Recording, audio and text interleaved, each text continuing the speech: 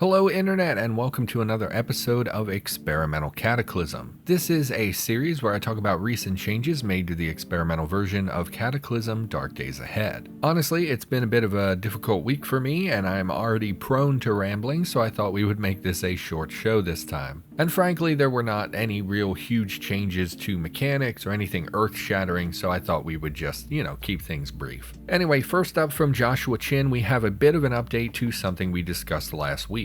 Actually, this is an ongoing project to add a lot of infrastructure for weak points, which we again discussed previously. Now, this PR would allow for effects to be attached to weak points, so basically, let's say that a monster has a weak point on their knee. If you manage to hit that weak point, it could be set up so that the enemy would then fall prone. Ultimately, this is pretty simple and straightforward and would allow for a variety of effects to be tied to different weak points, and that is pretty interesting. Now that said, it doesn't do anything currently in the game at the moment. I didn't see any PRs that implemented this on existing weak points, but I thought this was a really cool idea and I wanted to drop a mention, especially because it is an ongoing project. But anyway, I don't have much to say about this, I just wanted to point it out, and let's move on to changes that are actually visible in the game. So now we do have the ability in the game to disassemble MP3 players. It's a very simple change, but if I recall correctly, I was on Discord while they were putting this PR together, so I thought I would mention it. Disassembling an MP3 player can now provide you some scrap metal, a small LCD screen, some RAM, and a processor. Now we were able to disassemble cell phones previously, so it makes sense that we would also be able to salvage parts from MP3 players. On a more abstract thought, I sort of figure we should probably replace MP3 players in the game.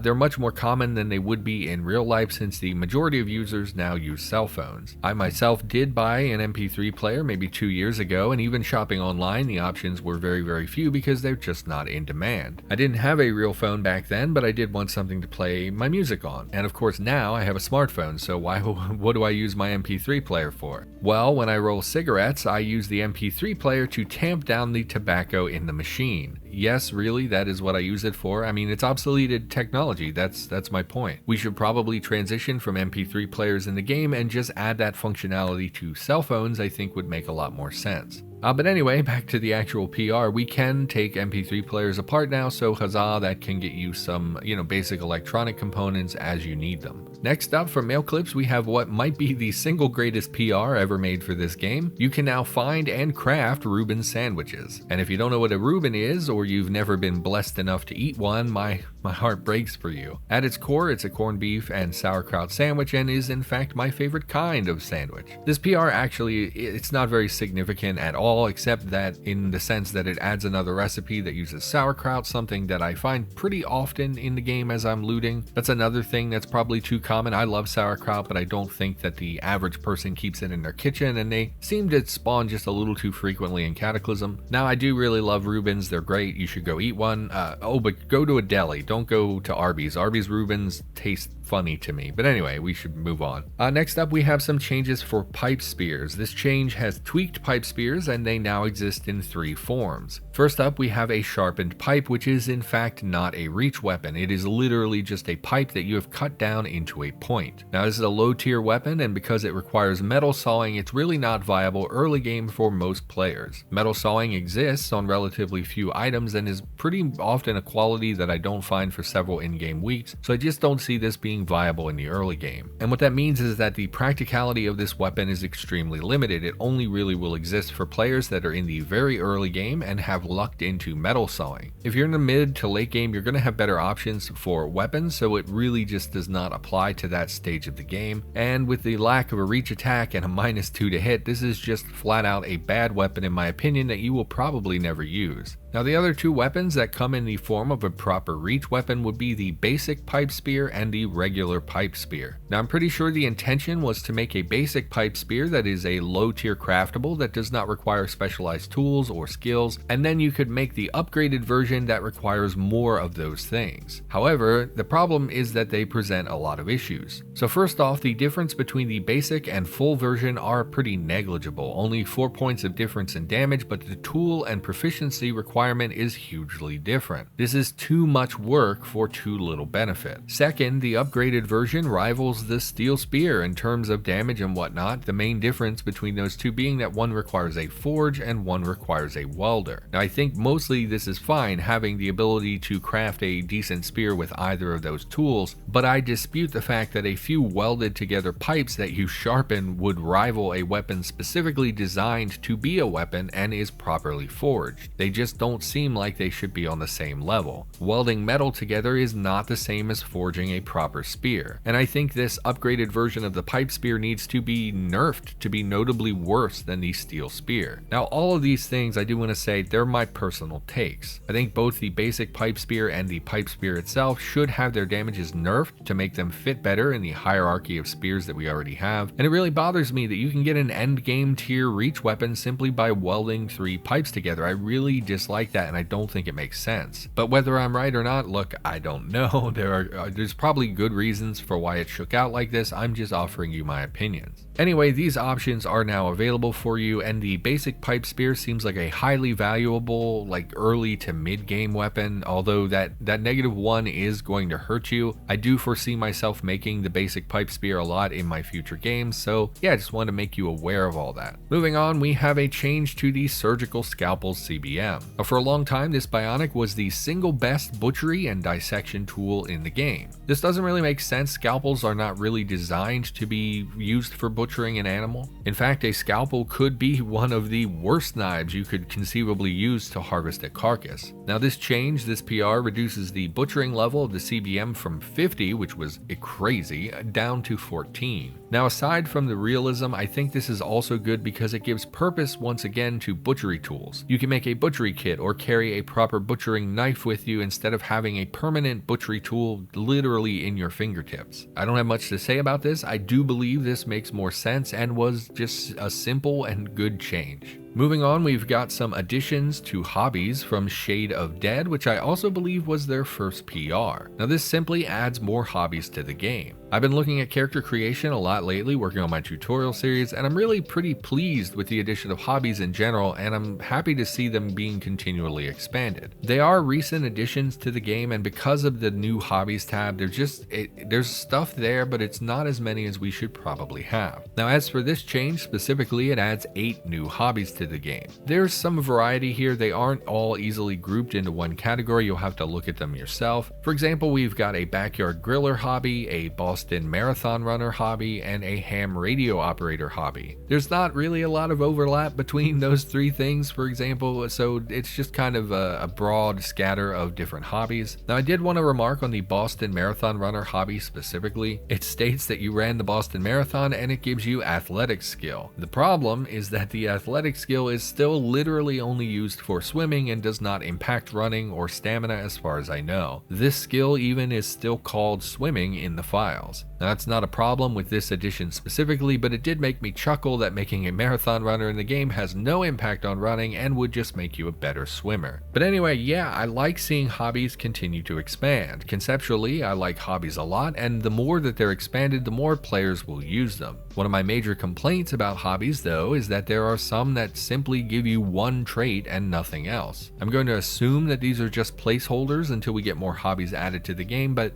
I don't know why you would make a hobby that literally gives you one trait when we have a traits tab for that exact purpose. Oh, but again, that has nothing to do with this PR. These are just my thoughts on hobbies. And you know what, on that note, I wanted to say, hey, if you're listening to this and you've got some ideas for hobbies, you should go add them to the game. They're very straightforward and easy to make. You can see an example of one here. I'll put one on screen. It doesn't really take much to put together a new hobby, and if all of us contributors think about it, we could probably flesh out this area of character creation really very quickly. I would love to see these continually expanded, and I would encourage you, if you have ideas, to implement them. But anyway, let's move on. Next up from El Gracito, we have a change to crafting recipes that require a crucible. For those that never noticed, a crucible was required for a ton of recipes in the game. I don't know for sure, but I'd guess that it was probably the majority of metalworking recipes. Now, based on realism, this doesn't really make sense. A crucible is used to heat and pour metal, something that is not necessary for every single craft.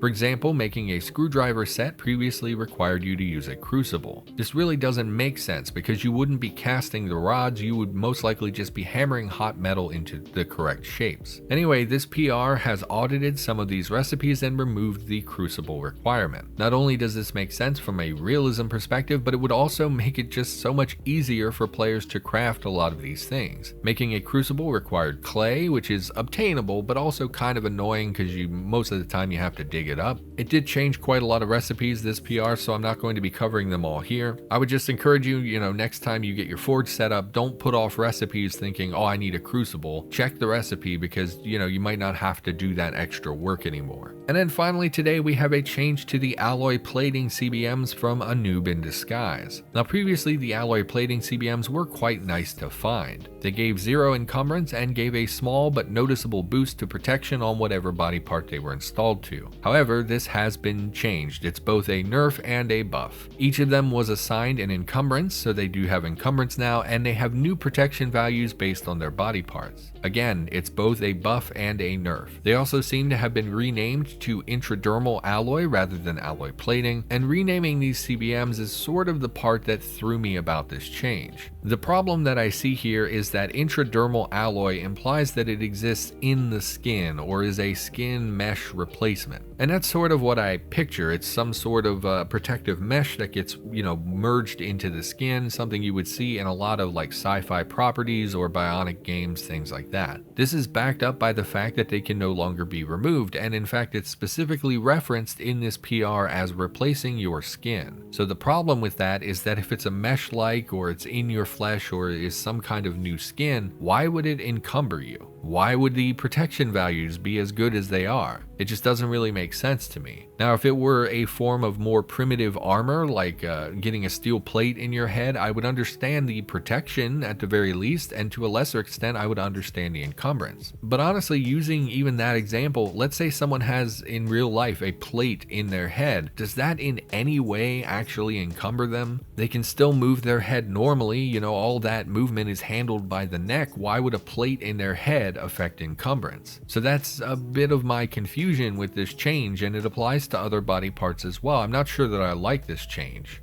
But at the end of the day, I guess it doesn't really matter how I feel about it. And to be honest, given the current state of bionics, bionics still only drop from like one creature, so it's not like you're going to be finding these anyway in the game at the moment. And with that, before we get too negative, I think we'll wrap the episode. Shortish video this week, it is what it is. Everybody, thank you so much for watching. I'll be back with more videos soon. And in fact, for those of you that don't know or haven't been paying attention to my channel, I am currently working on a new tutorial series. Haven't gotten very far into it, and the release schedule is quite slow, but if that interests you, they will be popping up on the channel for, well, probably for the foreseeable future. But alright, thank you so much for being here, and I'll be back in a couple weeks with another episode.